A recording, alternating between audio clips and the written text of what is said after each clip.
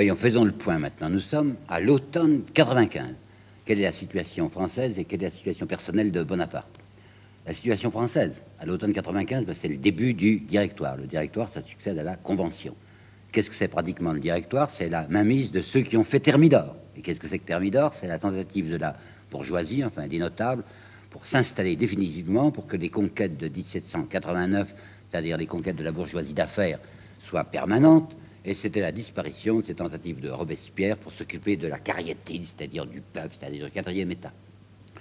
Dès que Robespierre avait disparu, les fournisseurs de l'armée, qui avaient été remplacés par une régie directe, les fournisseurs reparaissent. L'agiotage contre les assignats que Robespierre essayait d'interdire reparaît également. Et ce maximum, c'est-à-dire le prix maximum des denrées que Robespierre avait tenté d'établir afin que les pauvres puissent manger, il est aboli. Résultat, voilà quelques chiffres. Prenons comme indice 100, comme indice de base, l'indice 100, l'année 1790. En janvier 95, les denrées qui étaient donc à l'indice 190 sont passées à 580. En mars 95 à 720, le prix des denrées. Hein. Et en avril 95 à 900. Bah, regardez le prix des salaires, toujours avec indice 190. 150 ou 200 maximum pour un certain nombre d'ouvriers, 200, pas plus, d'augmentation des salaires. Alors, résultat, vous l'imaginez d'avance, c'est-à-dire une misère ouvrière incroyable, c'était le prix du pain qui montait jusqu'à 28 sous la miche. Et 28 sous la miche, un ouvrier gagnait environ 30, 35 sous. Vous vous rendez compte de ce qui restait pour le loyer, pour manger, pour les gosses, 28 sous. Alors, forcément, il était arrivé une insurrection de la famine, deux insurrections, une d'avril et une de mai 95. Le pouvoir avait utilisé pour la première fois l'armée, on avait tapé un général, d'abord le général Menouille, ensuite le général Pichegru, on avait cerné le quartier de la misère qui était le quartier Saint-Antoine. Des ouvriers s'étaient réfugiés, croyant que c'était un asile dans Notre-Dame de Paris. Le général Pichegru avait déchaîné ses hommes dans l'église Notre-Dame pour y faire un massacre de prolétaires. À partir de ce moment-là, pour employer le langage de monsieur Thiers au XIXe siècle, le prolétariat avait reçu une leçon qui lui persuadait de rester tranquille. Alors ça allait. Les financiers, les agioteurs, les fournisseurs tenaient, comme on dit, le haut du pavé. C'était les honnêtes gens. Tous ceux qui n'avaient pas d'assignat, mais qui avaient de l'or, c'était l'âge d'or pour l'or. Tenez, regardez la correspondance de Benjamin Constant. Benjamin Constant, c'est un Suisse qui est arrivé à Paris au début de 95 dans les bagages de sa maîtresse, Madame de Staël, et qui a de l'argent, enfin, il a de l'or. Il a son petit pipeline personnel, vous savez, sur le pactole Necker. Et alors, avec tout ça, il peut se tirer d'affaire à Paris. Il écrit des lettres incroyables à son oncle et à sa tante qui sont restés dans le pays de Vaud, où il leur dit, on ne peut pas imaginer ce qu'on peut faire avec un louis à Paris. Donc, ça va très bien pour les nantis. Bonaparte aussi, maintenant, c'est un nanti. Et oui, je vous l'ai dit, il habite à l'hôtel de Créqui. Il est le chef des armées de l'intérieur, c'est-à-dire qu'il a la force militaire de Paris à sa disposition. Il est général de division. Il avait été brigadier en 94, le voilà maintenant divisionnaire en 95. Il a énormément d'argent, de l'argent occulte que lui a donné Barras en récompense de ce qu'il a fait comme aide de camp à ses côtés le 5 octobre, c'est-à-dire le 13 Vendémiaire. Je vous ai dit qu'il avait envoyé 1 million, 50 000 écus, 1 million à sa mère. C'est un monsieur qui sourit maintenant, vous savez, notre Bonaparte, il sourit maintenant de ce qu'il était il y a encore 3 ans. Quand il pensait réussir en Corse, on faisait de l'enfantillage. Qu'est-ce qui s'est devenu en Corse? Une sorte de Paoli, peut-être, enfin, un gouverneur assez opulent de la Corse. Mais maintenant, tout lui est possible. Il a été, pour ainsi dire, refoulé sur la France. Il y est arrivé furieux, rageant. Mais il se dit maintenant, c'est une chance extraordinaire que le destin m'a donnée. C'est en France que je suis en train de faire une fortune extraordinaire, une fortune magnifique. Seulement, il y a un petit ennui du côté de la réaction royaliste. Les thermidoriens sont des gens qui sont là, au pouvoir, et qui veulent y rester. Ils ont deux ennemis. Les royalistes qui voudraient reprendre le pouvoir qu'ils avaient en 1688, et le peuple, la cariatide, les pauvres gens, ceux dont s'occupait Robespierre. Et aux élections pour les deux assemblées du directoire, le directoire est composé d'un directoire exécutif, c'est-à-dire 5 membres. On les appelait en riant les Saint-Rois ou les Pentarques. Il y a 5 membres, et puis il y a, pour le législatif, 2 chambres. Il y a la chambre des anciens et la chambre des 500. Au total, 750 députés qui étaient les chiffres de la Convention. Les gens de la Convention avaient même décidé, c'est ce qui avait provoqué l'insurrection royaliste, que obligatoirement, le corps électoral, qui était un corps censitaire, maintenant il fallait avoir de l'argent pour voter, les pauvres, comme du temps de Robespierre, ne votaient plus. Ils avaient décidé qu'il fallait que 500 des membres de la Convention soient élus aux 2 premières chambres. Et bien, le public n'avait pas marché. Les notables n'avaient pas tous été très contents. Il y en avait qui regrettaient la vente des biens nationaux. Il y avait des émigrés qui étaient à l'étranger mais qui conservaient leur propriété cachée en France sous de faux noms, qui auraient bien préféré un retour à une situation à peu près royale.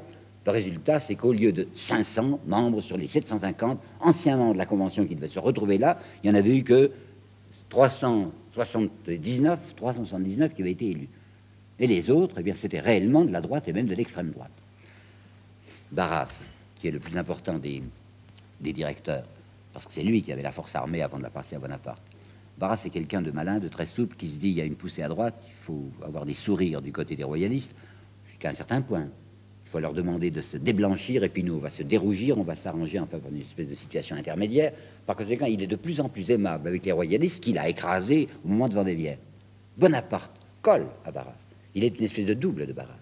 Alors lui aussi, il fait de la politique de droite, favorable à la droite, parce qu'il faut se faire pardonner ce qu'il a fait contre les royalistes en Vendémiaire. Et c'est avec beaucoup de plaisir qu'il exécute les ordres du gouvernement qui, le 28 février 96, lui ordonne de prononcer la fermeture, la clôture militaire et autoritaire d'un certain club du Panthéon qui était en somme la résurrection des Jacobins. C'est amusant de la part de quelqu'un qui avait fait tellement le Jacobin autrefois et qui maintenant fait de l'anti-jacobinisme. Il y a un problème personnel qui le tracasse dans cette année où il va avoir 27 ans, c'est le problème de son mariage. Il a envie de se marier. Parce que Giuseppe, le frère, Joseph a fait un beau mariage. Je vous en parlais, c'était le mariage Clary, c'était des gens qui étaient des gros négociants de Marseille. Julie Clary, épouse de Joseph, avait une très grosse dot. La petite Désirée n'aurait pas demandé mieux que d'être Madame Napoléone Bonaparte. Bonaparte l'avait prise, elle était agréable à posséder, mais il n'était pas tout à fait décidé à l'épouser, parce que maintenant qu'il est un grand personnage à Paris, ce qui convient à Giuseppe ne saurait convenir à Napoléon. Alors on le voit qui regarde à droite et à gauche ce qu'il pourrait bien épouser. La pauvre petite Désirée lui écrit des lettres gentilles et même pleurantes, mais lui il répond que ça c'est oublié, qu'il l'aime beaucoup, mais enfin que passons aux choses sérieuses. Il y a une Madame Permont, qui est la veuve d'un fournisseur. Vous savez, les fournisseurs, c'était des gens qui s'engraissaient. Madame Permont a une fortune considérable, elle est veuve, elle est assez jeune veuve, mais en fait tout de même elle a 20 ans de plus que Bonaparte. Alors lorsque Bonaparte lui parle de mariage, il sourit. Elle a une fille, Madame veuve Permont, elle a une fille qui sera plus tard la duchesse d'Abrantès. Cette petite Laure épousera Junot, et vous savez que Junot deviendra duc d'Abrantès. Barras n'aime pas beaucoup Bonaparte. Barras le méprise. Barras se moque de Bonaparte. Il le trouve assez ridicule, un peu prétentieux. Et quand il sait qu'il veut se marier, il lui fait une proposition. Il lui dit « Ah, j'ai quelqu'un tout à fait pour vous. » C'est la Montansier. La Montansier, c'est une actrice, s'appelait Marguerite Brunet, de son vrai nom. C'est une actrice très très riche. Ça devrait intéresser Bonaparte. Mais elle a 65 ans. Et comme Bonaparte en a 27, ça lui paraît tout de même un peu difficile. Il veut faire un mariage d'argent, bien entendu. Il lui faut d'abord beaucoup d'argent. Mais un mariage de standing aussi. Là, vous pensez qu'épouser la Montansier, ça fera rire. Alors, pas question, non, non. Il l'a trouvé très rapidement. Dès les derniers mois de 95, il sait qu'il veut épouser. C'est une nommée Joséphine. Il est vrai que Barras, qui est son amant, l'appelle Rose. Mais enfin, dans le monde, on l'appelle plutôt Joséphine. Joséphine qui? C'est Joséphine de Beauharnais. Elle s'appelle de Beauharnais par mariage. Elle s'appelle en réalité Tascher. T-A-S-C-H-E-R, qui était un nom probablement d'origine alémanique. Mais ces Tascher s'étaient fait appeler de la Pagerie parce que s'ils étaient expatriés, ils étaient allés à la Martinique, donc c'était une créole, puis c'était une Française née à la Martinique. Les Tascher avaient de l'argent, c'est les Tascher de la Pagerie, c'était des gens considérables là-bas. Sa tante, la tante de Joséphine, elle s'appelle Madame Renaudin. Et cette Madame Renaudin, elle est devenue la maîtresse du gouverneur de la Martinique qui s'appelle Monsieur de Beauharnais. Et Monsieur de Beauharnais a un fils. Alors c'est la tante de Joséphine qui va lui persuader d'épouser le fils de son amant. Et elle va épouser cet Alexandre de Beauharnais, qui deviendra un général, qui lui donnera 2 enfants.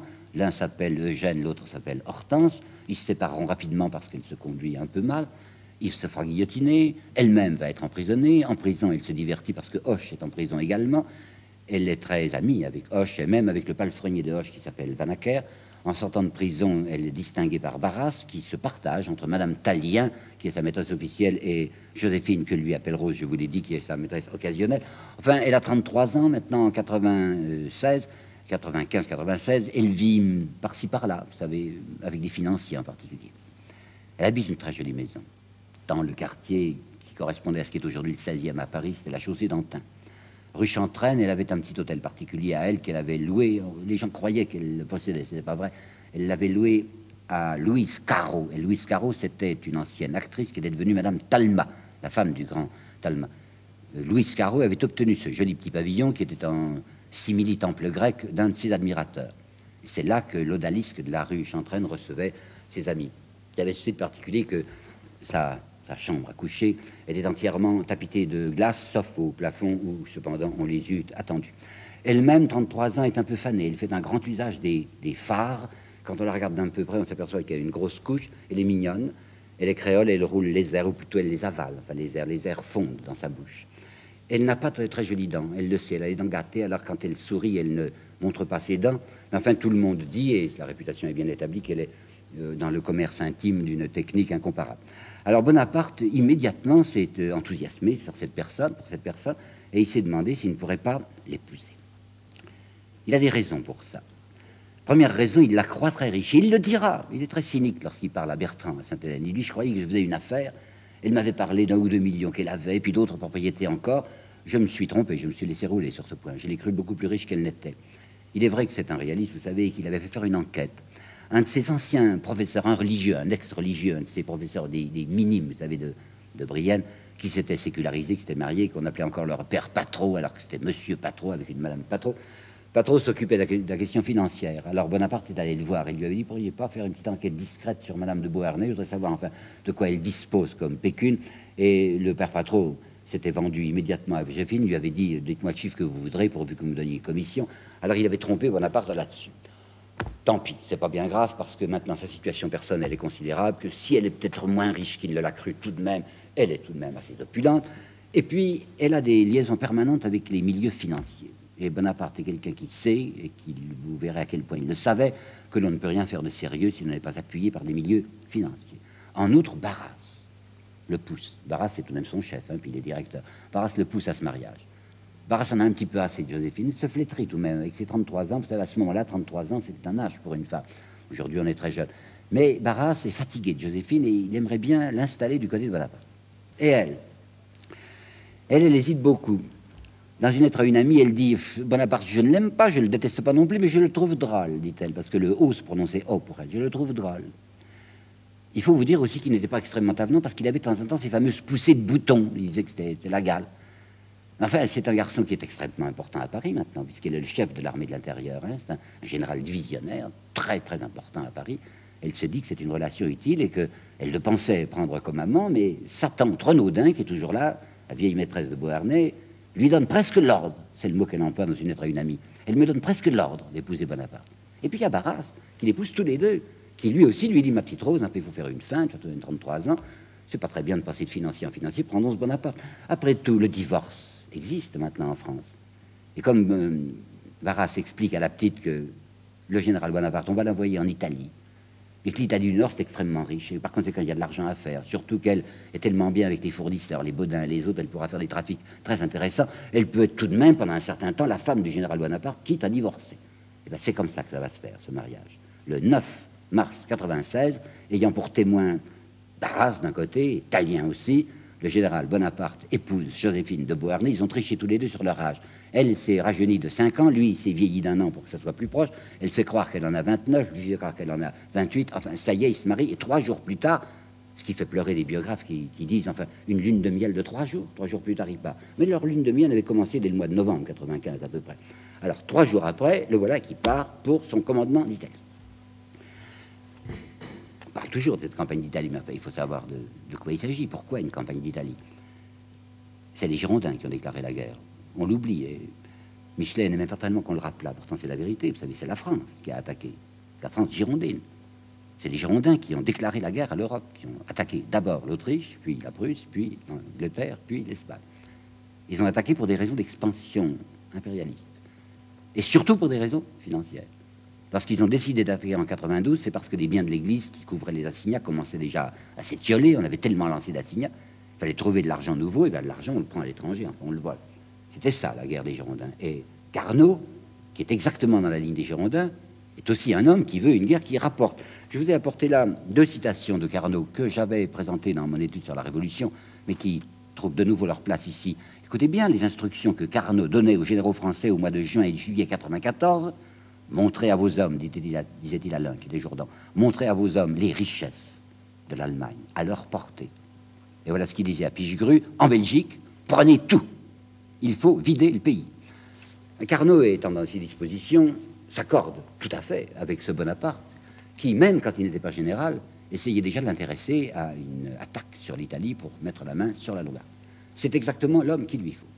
Et c'est pourquoi Bonaparte va lancer la fameuse proclamation que vous savez, soldats, vous êtes nus, mal chaussés, mal nourris. Je vais vous conduire dans les plus fertiles plaines du monde. De riches provinces, de grandes villes seront en votre pouvoir. Vous y trouverez honneur, ça c'est ce qu'il faut dire, gloire et richesse. Il n'y a plus moyen de parler à ces soldats comme on leur parlait quand c'était les volontaires de 92. Vous savez, ces gens-là, ceux de 92, se battaient parce qu'ils avaient l'impression que la France était attaquée, ce qui n'était pas vrai, mais elle était envahie. La France avait attaqué. C'était des gens à qui on pouvait dire « défendez cette France, défendez la République ». Plus moyen de leur raconter ça aux soldats.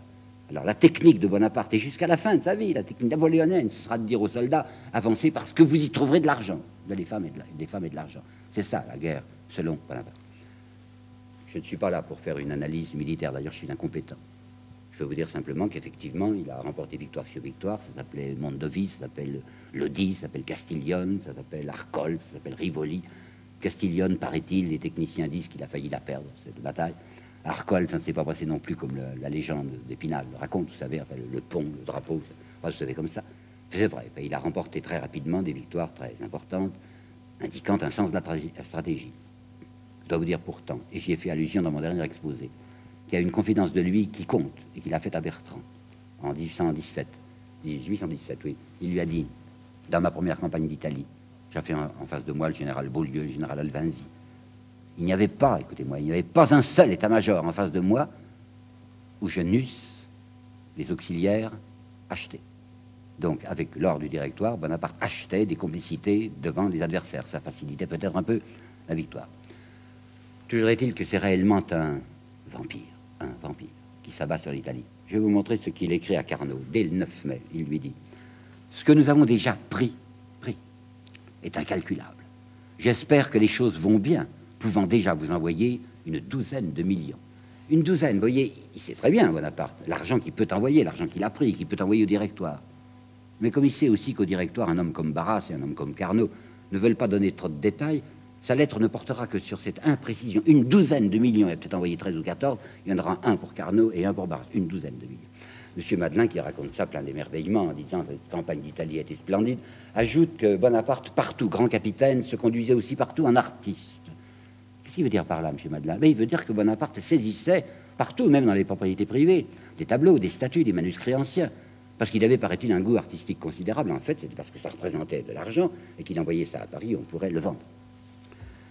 Il faut bien comprendre ce que c'est cette politique de Bonaparte en Italie du Nord. Il arrive comme un libérateur, hein, c'est le vieux truc, puisque l'Italie était possédée par les Autrichiens, il faut faire croire aux populations qu'on vient les libérer. Peuple d'Italie, dit-il dans sa proclamation, l'armée française arrive pour rompre vos chaînes. C'est l'indépendance que nous vous apportons. Voilà les phrases officielles. Alors il faut voir ce qu'il dit en dessous. Ah, j'ai oublié de vous donner une autre proclamation qui est du 20 mai. Nous sommes amis de tous les peuples, mais plus particulièrement de vous, peuple d'Italie, fils des Brutus et des Scipions. Officiel. Alors, voilà ce qu'il dit dans la correspondance privée. Il y a ce qu'on dit et il y a ce qu'on fait. Il y a un vocabulaire à attraper. Et il est facile, avec quelques mots talismans, comme liberté et indépendance nationale, de se faire écouter des imbéciles. À Talleyrand, je les connais, les Italiens. Les fils de Brutus et de Scipion. Je les connais, les Italiens. Un peuple mou, superstitieux, pantalon et lâche. À Eugène, plus tard. Montrez-leur de l'estime, d'autant plus que vous les estimerez moins. Et encore ceci, il faut parler paix et agir guerre. Voilà la technique napoléonienne. D'autre part, ce libérateur qui arrive au nom de la République française est un homme qui s'appuie exclusivement sur les notables, contre les pauvres. À Modène, en décembre 96, il va le dire « Je suis l'ennemi juré des scélérats, des anarchistes. Je ferai fusiller ceux qui voudraient troubler l'ordre social, ces gens qui sont l'opprobre et le malheur du monde. » Ben, les Italiens, ils n'ont pas tardé à s'apercevoir de ce que c'était que le libérateur français. C'était un conquérant terrifiant. Et comme il y a eu pas mal d'insurrections, vous pensez bien, enfin, ces gens qui se trouvent exploités, saignés, se soulèvent. Alors on voit des choses atroces, comme ce qui se passe à Binasco, où Napoléon, enfin Bonaparte, déchaîne son ami Lannes, qui est chargé de raser le village. Comme Pavie, où il y a 10 000 paysans fuyant les élections françaises qui se réfugient dans la ville, Alors on fait tirer le canon sur les malheureux paysans qui sont dans les rues. Puis après, comme la troupe a demandé, une journée de pillage. Général Bonaparte dit, vous avez la ville, pendant 24 heures, soldats, faites ce que vous voulez. Puis vous avez les épouvantables répressions de Faenza et d'Imola et de Vérone. C'est ce qu'il fait. Il sait très bien qu'il est détesté.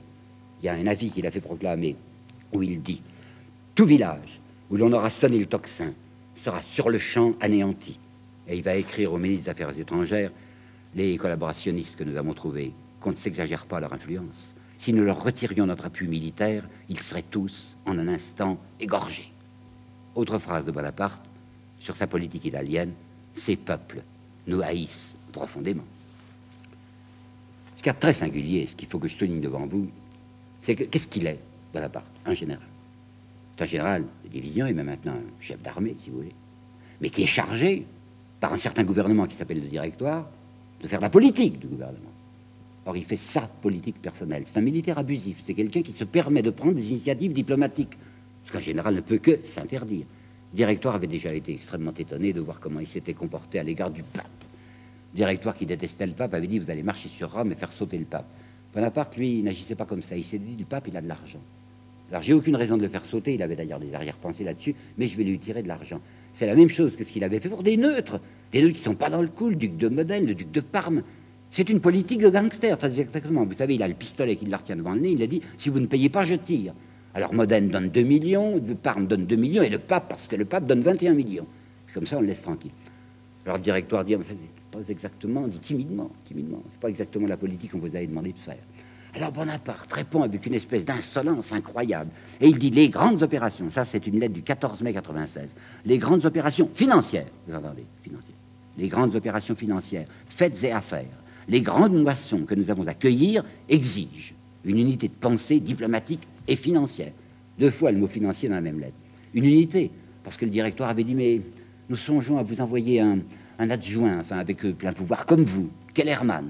C'est pour ça que Bonaparte se met fou furieux. Comment Kellermann? Il faudra que je partage avec Kellermann. Seulement, comme c'est un réaliste, et vous le savez, et qui se dit que Kellermann est probablement dans le coup et sera furieux de ne pas partager les profits, que fait Bonaparte? Il envoie à Kellermann personnellement 1 million pour que Kellermann ne l'embête pas. Alors, je vous ai dit qu'il faisait une politique personnelle. Cette politique personnelle va vraiment extrêmement loin. Parce que le Directoire, il a son idée sur ce qui va se passer en Italie du Nord. Le Directoire s'était dit nous voulons absolument obtenir que les Autrichiens cèdent notre conquête, enfin reconnaissent notre conquête de la rive gauche du Rhin. On l'avait saisi en 94-95. Nous leur prenons donc provisoirement le nord de l'Italie, ça sera une monnaie d'échange. Et on leur fera signer un traité par lequel nous leur rendrons l'Italie, mais eux affirmeront, les Autrichiens, que ça y est, que c'est d'accord, que c'est entendu, la rive gauche du Rhin appartient à la France. C'est pas la politique de Bonaparte. Bonaparte est le chef d'une armée d'Italie. Et à ce moment-là, contre l'Autriche, il y a une autre armée qui arrive par l'Allemagne. Une armée commandée par Hoche et par Moreau. Et toute l'épouvante, vous m'entendez bien, toute l'épouvante de Bonaparte, c'est que Hoche et Moreau arrivent avant lui à Vienne et traitent, d'ordre du Directoire, et traitent avec l'Autriche à des conditions qui ne seront pas les siennes. Alors c'est là où il est prodigieux, hein, le pauvre petit Directoire est tout tremblant devant un homme aussi victorieux. Il va, de son propre chef, de sa propre autorité, ouvrir des négociations d'armistice avec les Autrichiens. C'est ce qu'il appelle les préliminaires de paix de Léoben le 18 avril 97. Et il va encore plus loin. Il va envoyer des émissaires à Hoche et à Moreau, qui, eux, à travers l'Allemagne, avancent sur Vienne, pour leur interdire de continuer. Enfin, leur interdire, de quel droit? Il n'est que le général de l'armée française d'Italie. Et tout à coup, il donne des ordres à l'armée française d'Allemagne. C'était la faiblesse du Directoire que le Directoire n'ose pas le stopper. Alors, ces malheureux officiers généraux, Hoche et Moreau, s'arrêtent, parce qu'ils croient que les nouvelles qui leur viennent, l'ordre qui leur vient de Bonaparte, c'est un ordre qui est confirmé par le Directoire, alors que ce n'est pas vrai. Tout ça parce qu'il veut être le général de la paix, parce que l'opinion publique attend la paix, et qu'il veut, à son goût et à ses conditions, faire la paix avec l'Autriche. Et il va l'obtenir. Et il va créer ces 2 républiques, la Cispadane d'abord, la Cisalpine ensuite, qui sont des républiques qu'il veut garder, bien entendu. Soi-disant, ce sera pour le Directoire, ce sera des républiques alliées, annexes, ça sera sa petite principauté à lui. Dans les mémoires de Luciano, Lucien, son frère, il y a ceci, l'arrière-pensée de mon frère Napoléon, c'était, si les événements tournaient mal en France, on ne sait pas, d'avoir à lui, en Italie, une retraite possible. Il avait d'ailleurs ouvert une véritable cour à Montbello, il faisait le roi, il faisait le prince.